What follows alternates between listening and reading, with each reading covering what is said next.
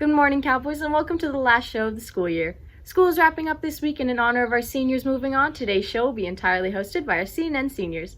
Coming up on today's Bittersweet Show, we recognize some seniors who didn't get to enjoy their final season of sports and how you can spend your summer this year in a safe way. I'm Isabel Misropian, and the last show of the 2019-2020 school year starts right now.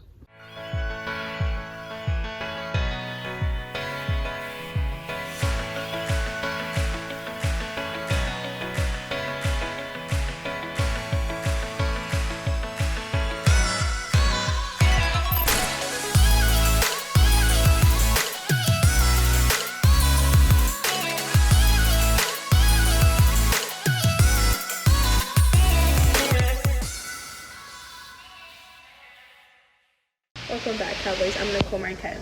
As many of you are aware, May was an important month for many AP students. As the first round of online AP tests finished, many issues came up with submissions for students across the nation. Here's Simon with more on the consequences College Board is now facing.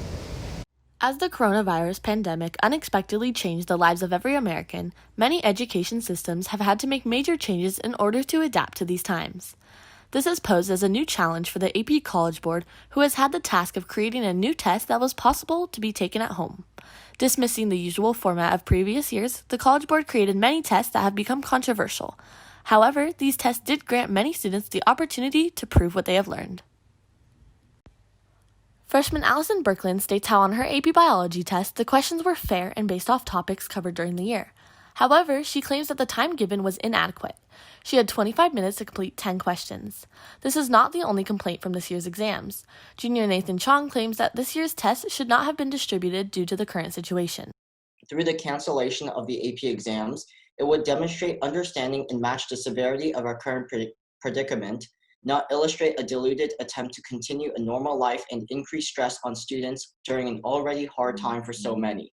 Whether it is through finances, mental or emotional stress, or one's physical well-being, the College Board sadly did not take these concerns into their decision-making process or dismally underestimated the severity of the situation for so many Americans who are currently struggling during this time of unprecedented crisis. Although these tests gave students the opportunity to prove their knowledge and obtain college credit, there are some students across the nation who have had technical difficulties that affected their testing abilities. Camille Whitaker, a senior here at Canyon, has taken many AP tests and discusses her experience. All of my other tests went fine, but when I did AP Chemistry on my third day, the second question didn't allow me to submit even though I'd uploaded 6 minutes ahead of time. As a result of many unforeseen technical difficulties, College Board proposed a new way to submit in case of a problem for all students taking tests during the second week. However, this did not solve any problems the students had for the first week of testing.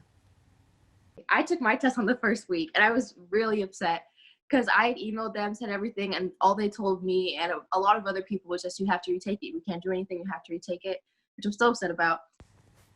Many colleges in California have begun to not require the SAT testing for the applications for the class of 2021. Many people are questioning the College Board's intentions and care for the well-being of their students. On top of all of these mentioned complaints, some AP Biology students across the nation have claimed to receive outrageous questions regarding curing cancer. College Board is currently facing a lawsuit due to unfair advantages and treatments for students who took the exams in different weeks. Although this was supposed to be an alternative during this unprecedented time, many students are unhappy with the process, leaving College Board in a difficult situation. Reporting for CNN, I'm Sammy West. Now back to you. It will be interesting to see how that story develops. I'm Gabe Paul, and like many of my fellow seniors, my future is still unclear. High schools and even colleges are taking action to ensure that students are safe and healthy if they return in the fall. Here's more on the new changes in the world of education. COVID-19 has no doubt brought a great deal of uncertainty and frustration as to where reopenings may lie. And with schools quickly entering summer vacation, one can further question the future of a learning atmosphere for students. To set the bar even higher for student safety, the U.S. Centers for Disease Control and Prevention, or the CDC, recently discovered a rare syndrome in children whose ages lies between 2 to 15 years old. This illness is associated with a particular coronavirus that causes COVID-19. Recognizing health concerns, the California Superintendent Tony Sherman said in a statement that he is working with the governor's office, health officials, and education leaders to coordinate a more ideal learning environment for students amidst the pandemic. Some initial suggested guidelines include masks for students and staff, as well as a shift schedule, where half of the students will attend morning classes and half will attend evening classes. However, the California Department of Education does not mandate when or how a school should reopen. That authority is left to the district itself. Schools such as California State University and more are considering to partially reopen campuses. Solid plans of reopening for others can be revealed as the 2020 fall semester approaches closer. Online learning has proven to be difficult for families, students, and teachers alike. With more than 1.8 million COVID-19 cases in the U.S., safety cannot be compromised. Back to you, seniors. It's important to keep up to date with changes regarding your school. I'm Ryan Kim, and on a lighter note, summer is approaching fast. Even though the virus is slowing down, you should still be cautious. Here are some ways you can enjoy summer in a responsible way. Hey Cowboys, although we are still in quarantine, here are a few summer activities that are still possible. A few outdoor activities could be to go camping, go to the pool or beach, or exercise outside. These all have low risks of being exposed. An article about safe summer activities explained. Another low-risk activity could be to go to a vacation house with your family, but still keep a distance from others not with you. While eating in a restaurant would be nice, there are a few more risks to take into account, such as how close to another family you are. One more could be going to stay in a hotel, which also has a higher risk compared to outdoor activities. That's all from me, Cowboys. Have a great summer. Hey Cowboys, it's Mark Monroy, and I personally can't wait to enjoy this summer. While it does feel nice to finish with school, some students missed out on some really big milestones of their lives. I sat down with a few Canyon Athletics seniors earlier this week to hear how the cancellation of school has affected them. On March 16th, schools across California closed due to the COVID-19 pandemic, alongside the cancellation of spring sports here at Canyon High School. Some senior students voiced their opinions and final farewells to the sports they spent their last 4 years playing. At first, it really hit me hard. I kind of went downhill and didn't really run for a while. So it kind of affected me in my sports-wise, my shape in it, and mentally kind of like struggled at first to continue everything. It sucks because your senior year is supposed to be like the year. It's tough. But you got to get over it and just kind of push forward. But yeah, it sucks. It's definitely been hard. Like I've never been so excited for a season. I've never been so just like ready to get on the field and play. So when I found out that our season was canceled, I was sad, and I was really just disappointed because there was so much potential, With strong bonds being formed and friendships being made, these athletes talk about their experiences and bonds that they formed over these past 4 years. The seniors, we started off kind of not really knowing the juniors, but we got to know them, and we were all close. We fit together like puzzle pieces. We were a great team, and we had a lot of confidence for sure. After 4 years, I think I've really gotten to know more about my own personality through the team, my strengths and weaknesses a lot, and just me being a leader outside of just running. So I think it made a really big impact for me all my 4 years. Whatever part of your season that you still had, you killed it. Good work. I'm proud of you. Congrats on graduating. I would just like to thank everybody who supported me, and just thank you for always pushing me and motivating me when I didn't want to continue. Well, that was my last sports update. Thank you so much for all your love and support, and what can I say but sports guy out. Now let's take it over to Warren. Thank you, Mark, for the new perspective. Hey Cowboys, I'm Warren Lopez. After 3 years in being in Canyon News Network, I'm really going to miss this amazing class and all the great friends I've made there. To honor those amazing years and to conclude our show, here's some final words from our seniors.